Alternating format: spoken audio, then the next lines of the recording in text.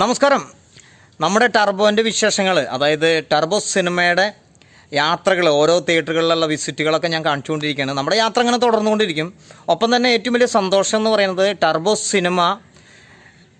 സിനിമയുടെ ഒരു യാത്രയിലൊരു ഭാഗമാവാൻ എനിക്കും കഴിഞ്ഞു എന്നുള്ളതാണ്. കാരണം ആ സിനിമയുടെ ആ നെഗറ്റീവുകളും ആ പറഞ്ഞിട്ടുള്ള കുറ്റങ്ങളെല്ലാം മറികടന്നുകൊണ്ട് തന്നെ സിനിമ 52 കോടിക്ക് മുകളിൽ കളക്ഷൻ നേടി 4 ദിവസം കൊണ്ട് വേൾഡ് വൈഡായിട്ട്. പിന്നീട് ഇതിപ്പോൾ 75 കോടിയുടെ അടുത്തേക്ക് എത്തിയിരിക്കുകയാണ്. അപ്പോൾ ഇനിയിപ്പോൾ 100 കോടിയിലേക്ക് എത്താൻ ദിവസങ്ങൾ മാത്രം മതി, ചുരുക്കം. അപ്പോൾ ആ ഒരു സന്തോഷ വാർത്തകളും ആ ഒരു ഇതൊക്കെ ഞാൻ വീഡിയോയിലൂടെ കാണിച്ചു തരാനാണ് ഇരിക്കുന്നത്. ഒപ്പം തന്നെ നമ്മുടെ യാത്രകളും തിയേറ്റർ വിസിറ്റുകളും നമ്മളെ കൊണ്ട് പറ്റുന്ന ഇതൊക്കെ. നമ്മുടെ വീഡിയോ കാണാത്തവരാണെങ്കിൽ കുറച്ച് ബാക്കിലേക്ക് വന്നിട്ടുള്ള വീഡിയോകളൊക്കെ നോക്കിയാൽ മതി കേട്ടോ. ഒന്ന് സബ്സ്ക്രൈബ് ചെയ്തിട്ടൊക്കെ ഒന്ന് നോക്കുക. അപ്പോൾ നമുക്ക് വീഡിയോകൾ നമ്മൾ ഒരുപാട് അപ്ലോഡ് ചെയ്തിട്ടുണ്ട്, ഓരോ തിയേറ്ററുകളിൽ പോയിട്ടുള്ളതൊക്കെ.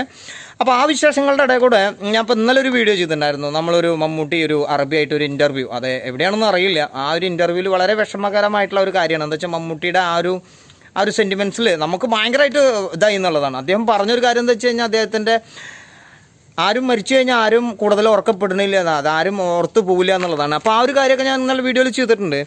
അപ്പോൾ ഇപ്പോൾ ഞാൻ ഇന്നത്തെ ഒരു വീഡിയോ ജസ്റ്റ് ഇങ്ങനെ ടർബോ വിശേഷങ്ങളുടെ ഇടയിലാണ് ഇപ്പോൾ ഈ ഒരു വീഡിയോ ചെയ്യുന്നത്. ഒരു റെസ്റ്റ് എടുത്തൊരു ടൈമാണ് കേട്ടോ. അപ്പോൾ നല്ലൊരു കുളമാണ്, കണ്ട മീനൊക്കെ വളർത്തുന്ന ഒരു കുളമാണ്. കാണാൻ നല്ല ഭംഗിയില്ലേ, ജസ്റ്റിൻ്റെ പുറകിലേക്ക് നോക്കുമ്പോൾ കാണാമല്ലോ, നല്ല വെള്ളമാണ്.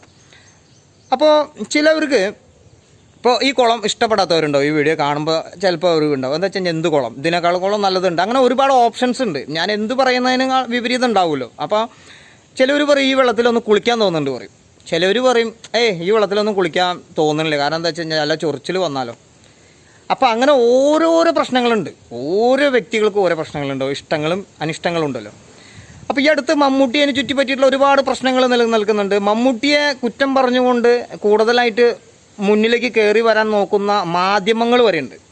അപ്പോൾ ആ ഒരു ഇതിൽ അവർക്ക് വിചാരിച്ചിട്ടുള്ള ഒരു കണ്ടൻറ്റും കിട്ടണില്ല. മമ്മൂട്ടിയുടെ അല്ലെങ്കിൽ മമ്മൂട്ടീനെ കുറിച്ചിട്ട് ആരെങ്കിലും അവരുടെ നാവെന്നൊന്ന് പറഞ്ഞു കിട്ടിയാൽ പിന്നെ അതിനെ പടയ്ക്കാലോ എന്ന് വെച്ചിട്ട്. അപ്പോൾ ആ ഒരു സംഭവമാണ് ഇപ്പോൾ ഈ പുഴുവിൻ്റെ ആ ഒരു സിനിമയുടെ ശേഷമൊക്കെ അങ്ങനെ ആ ഒരു ഇതൊക്കെ ഞാൻ അതിനെക്കുറിച്ച് പറയുന്നില്ല, എല്ലാവർക്കും അറിയുന്നൊരു കാര്യമാണ്. അപ്പോൾ ഈ അടുത്ത് ഹരിശ്രീ അശോകൻ്റെ, അതായത് ഇപ്പോൾ ഇന്ന് കണ്ടിട്ടുള്ള ഒരു വീഡിയോ ആണ് ഞാൻ ജസ്റ്റ്.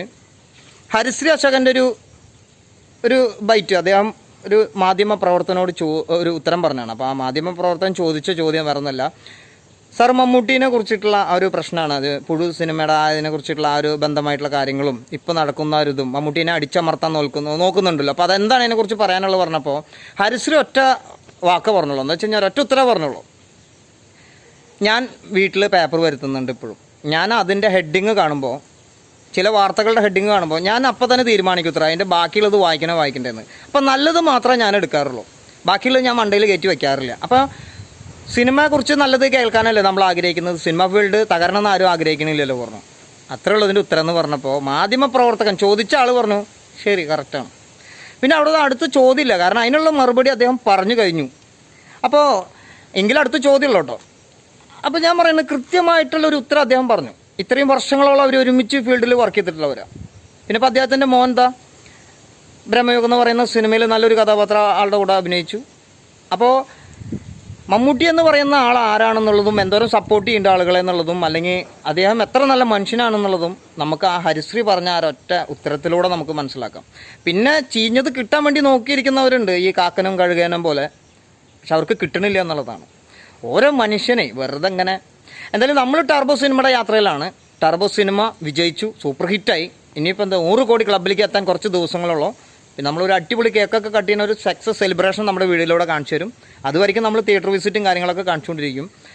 അപ്പം എന്തായാലും നമുക്ക് ടർബോ വിശേഷങ്ങളാണ് നമ്മുടെ വീഡിയോയിലൂടെ നമ്മൾ കൂടുതൽ ആഗ്രഹിച്ചുകൊണ്ടിരിക്കുന്നത്. അപ്പോൾ ജസ്റ്റ് ഇപ്പോൾ ഇത് കണ്ടപ്പോൾ ഇന്നലെ ഞാൻ ആ ഒരു ഇൻ്റർവ്യൂ വിഷമമായപ്പോൾ അതും ഇട്ടു. അപ്പോൾ ഹരിശ്രീ പറഞ്ഞ ഈ ഒരു കാര്യത്തിലും അദ്ദേഹത്തിൻ്റെ ആ ഒരു ഉത്തരത്തിനോടും ഞാൻ യോജിച്ചപ്പോൾ ഒന്ന് ഇട്ടുവെന്ന് മാത്രം. ഓരോ ചൊറി മനുഷ്യരുണ്ട്, അവർക്കൊന്നും കിട്ടണില്ല എന്നുള്ളതാണ് മമ്മൂട്ടിയെ കുറ്റം പറയാൻ വേണ്ടിയിട്ട് മാത്രം. എന്ത് മനുഷ്യരല്ലേ, പൊട്ട മനുഷ്യരാ അവരൊക്കെ.